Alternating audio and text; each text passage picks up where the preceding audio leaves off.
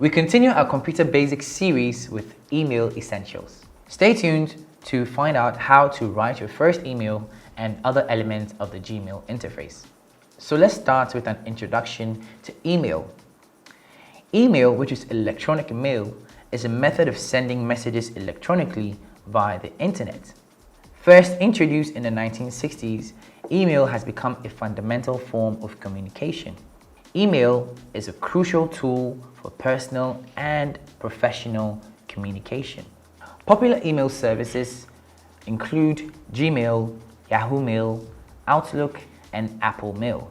Some modern alternatives are Proton Mail, which is secure and private, Tutanota, which is encrypted, and Fastmail, which is an independent email provider. Now let's introduce you to Gmail, which is Google Mail. Gmail is a free web-based email service provided by Google.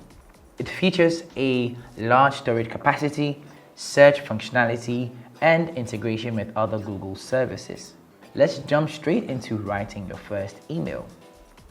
What you first have to do is to log into your Gmail account. If you do not have a Gmail account, then you simply go to gmail.com and create your account.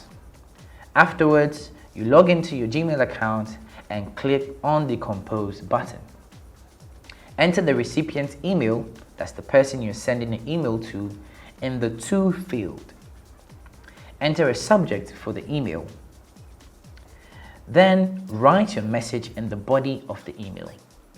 Use the formatting tools to customize your message. Afterwards, you can add attachments if necessary, and then click the send button to send your email. So here's how the Gmail interface looks like. On the left side of your screen, you see inbox, starred messages for any messages that you have saved specifically. You have the snoozed messages, you have sent, you have drafts, and more.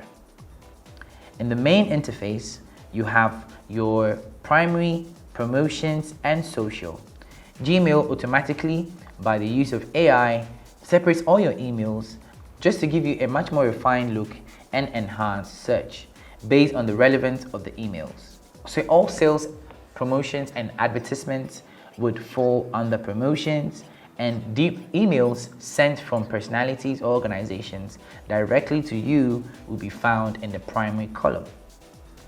The social one, of course, may contain social updates and notifications from your social media services.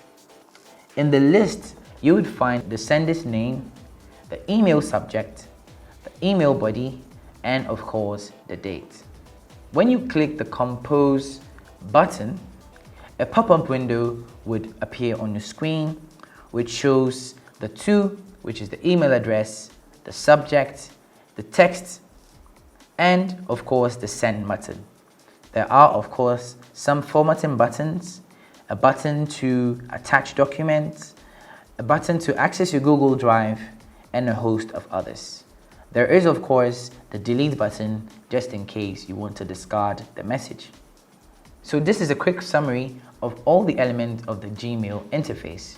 Like we said before, there's the Compose button, which is used to start a new email, the To field, which is to enter the recipient's email address, the subject field, which is used to enter a brief summary of the email, the body, which is for writing the main message, formatting tools, which include bold, italic, underline, and font sizes, the attachment icon, which allows you to add files to your email, and of course, the send button, which allows you to send the email. Now let's take a look at Gmail settings.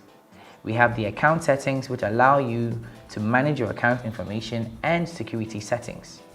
We also have the general settings, which allow you to customize your settings and notifications. We also have labels and filters, which organize and prioritize your emails. Now here are some useful user tips for you. Use a strong and unique password. Enable two-factor authentication, which is 2FA. Be cautious with links and attachments from unknown senders. Use labels and filters to organize your emails. Here are more security tips for you.